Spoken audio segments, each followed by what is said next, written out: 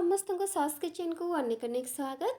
जेबे आपण माने नुआ नुआ रोषे शिखा आरंभ करती जमीक प्रथम चाह तैयारी करवा तापर नेक्स्ट आपण को आसे रुटी तैयारी करवा नेक्स्ट परोटा तैयारी करवा तापर आपण मान पाखक एसबू पर आसी थाए चैलेंज राइस बनैबा। बहुत कन्फ्यूजन रही थाए मनरे कहीं केते पानी लगे केते चाउल सठिक भाग माप रमिति आपण राइस रोषे करेंगे केते समय भात ठीक भाव में हो पार गाड़े यही सब को लेकिन आपण मान मन में बहुत सारा कन्फ्यूजन रही थाए बहुत झिंझट लगी थाए किंतु मो पाखे आज अच्छी गोटे सिंपल रेसिओ जहाँकि सिंपल राइस प्रिपेरेसन करेंगे बहुत कम समय जदि आपण यही वेजिटेबल पुलाव को तैयारी करें मास्टर हो ताहले आपण को बाकी राइस डिशेस बनैबा कम्प्लीटली इजी रहिबो। तेबे चलतु आज सिंपल भेज पुलाव से पुणी बिना प्याज रसुन किभली भाव प्रस्तुत होची ताहा आपण मान सहित शेयर करी से मुझे नहीं गोटे कप 250 ग्राम अरुआ चाउल जोटा कि आम नॉर्मल राइस नीतिदिनिया व्यवहार करूँ खाइबारे से चाउल नहीं नॉर्मल राइस जगह आप चाहिए लॉन्ग ग्रेन बासमती राइस नहीं पारे बा गुड क्वालिटीर कौन बासमती चाउल नहीं भेज पुलाव प्रस्तुत करें। आज मु आपण मान सहित नीतिदिनिया समस्त रोषे घरे प्रस्तुत होता नॉर्मल अरुआ चाउल पलौ करके शेयर करी कारण समस्त पाखे बासमती राइस अवेलेबल न थाए स्पेशली जो मैंने कि बाहर रोच हॉस्टेल रोच पाठ पढ़ुं बाहर रही से सब यही बासमती राइस रे प्रिपेयर करवा पक्षरे पॉसिबल हो न थाए से आपण मान सहित मुझे नॉर्मल राइस रे शेयर करी जो मैंने कि नुआ नुआ रोषे शिखुंट से इजी रही प्रोसेस रे यही भाव में नॉर्मल राइस रे बनैबा ताहा पुणी प्रेशर कुकर रे ये नॉर्मल राइस को मुझे 4 ରୁ 5 थर भल भाव में धोई देती तार एक्सेस स्टार्च को धला पाउडर पानी को बाहर कर देती एबे मु बतुरे रखीदे ये गोटे सिक्रेट जिनस आम ऐड करवा जोटा कि पलव को बहुत फ्लेवरफुल करने सहित टेस्ट को 2 गुणा बढ़ई थाए ताहा होची रूम टेम्परेचर थिबा सिझा क्षीर जोटा कि आपंकर मापिले हम 200 ml गोटे कप आप नहीं पारे सहित किसी परिवा आप ऐड करेंगे जमीक मुझे 2टी मीडियम साइज्र आलू नहीं जहाँ चोपा छड़ी भल भाव में धोईक एमती काटिक रखी मीडियम सेप्रे ये क्यूब्रे आप काटिक रखिए सहित ये मुझे फुलकोबीर पाखुड़ा 6 ରୁ 7ଟି पाखुड़ा को ये भाव में मीडियम साइज्रे काटिक मुझार अग भाग को टिके छुरी रे एमती मु कट लगे देती हाफ कट करेंगे बेसी काटबेनी सहित भल भाव में यह भितर कुक हो पार सहित मन पसंद जेकोसी परिवार आप नहीं पारे। ये मुझे मिनी सोया चंक्र गोटे पैकेट यूज कर सोयाबीन बड़ी सोयाबीन आप इच्छा अनुसार आप स्किप करेंगे जब पसंद करते सोयाबीन को मुझे भल भाव में गरम पानी में पकईकि स्क्विज करके रखी सहित गोटा गरम मसला नहीं गोटा गरम मसलार अच्छी 2टी तेजपत्र 2टी सुखिला लंका गोटे डालचीनी अच्छी खंडे बड़ अलैच 2टी ग्रीन गुजराती अच्छी 6 ରୁ 7ଟି लवंग 4 ରୁ 5ଟି गोलमरीच अच्छी आउ खंडे जावित्री अच्छी एगो साइड रखा। नेक्स्ट प्रोसेस को जीवा आम गैस टी ऑन कर सारा प्रेशर कुकर को हिट करवा हिट हो सारापर एठारे आम गोटे चामच रिफाइन तेल पकेबा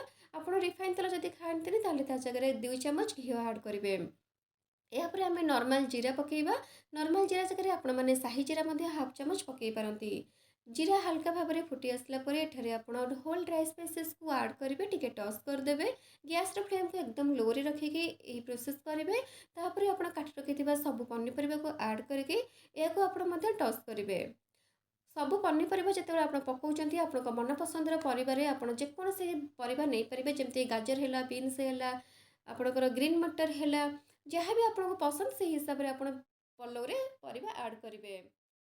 एबे परिवा सब आपणकर भाजी ही आसला ऊपर आपणकर हल्का गोल्डन कलर देखा परिवा बेसी आप भाजबेनि कि बेसी ओभरकुक करेंगे नॉर्मल टिके गोल्डन कलर हो आसला आपणकर आगुरी बतुरे रखिथे सोयाबीन को ऐड करके स्वाद अनुसार लुण पकेबे आउ 2 ରୁ 3 मिनट पर्यंत लो फ्लेम रे यह कुक करने को देवे। एबे देखिपारुथिबे हल्का कलर टिके चेंज हो आसला तो एबे आम एठारे होममेड पलव मसला ऐड करवा जहाँकि 100% प्योर भेज रही मुझे घरे बनई आपण मानक यार रेसिपी जब दरकार अच्छे मत तले कमेंट कले मुझे आउ गोटे भिडियो बनैबी पलव मसला गोटे चामच काश्मीर लंका गुंड ऐड कलापर आम एठारे एबे क्षीर ऐड करवा जहाँकि यही क्षीर पकेबा द्वारा आपणकर पलव 2 गुणा टेस्ट आहरी बढ़ी जाए जोटा कि बहुत सिक्रेट रही पलव रे आपण मैंने निहाती क्षीर ऐड करके पलव प्रस्तुत करूँ जदि कि किए क्षीर पसंद करते तेज क्षीर को स्किप करेंगे ता जगह आप नॉर्मल वाटर पकईकि पलाउ कुक करेंगे।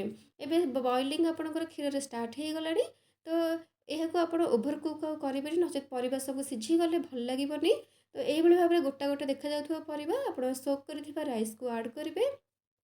यह आप हल्का भाव में टिके मिक्स करेंगे।